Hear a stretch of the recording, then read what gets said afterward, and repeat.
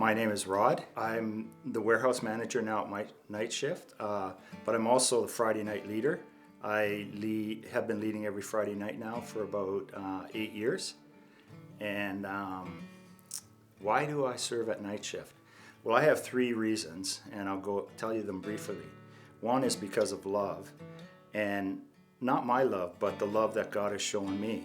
And that love compels me to serve. And that's my main reason for serving at Nightshift. The other reason is because Jesus is there.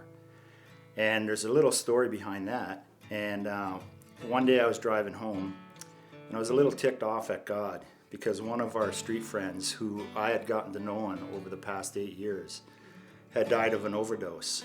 And he had committed his life to Christ, but still struggled with addiction. His name was Danae. And so I was a little ticked off with God and asking him, like, why do you do this, God? Why do we go out there night after night and we learn to love these people and we get to know them and then they die? And it's so hard on us. And as I was driving down the road, it was just like God was sitting right beside me in the passenger seat, and he whispered into my ear, because Jesus is there.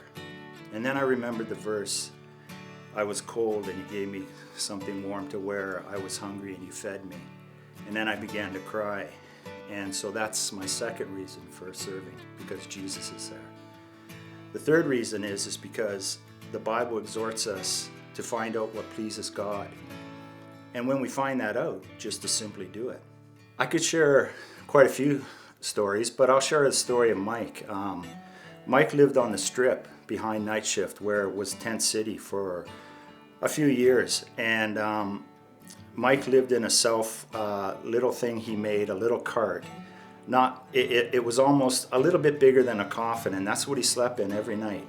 And it was on wheels, and he could tow it with his bike. And Mike was a user, but he became a believer. And Mike will tell you, if you see him or if you ever meet him, he's alive today because of Nightshift, because of what the meals that he received there. And that was usually his only meal during the day.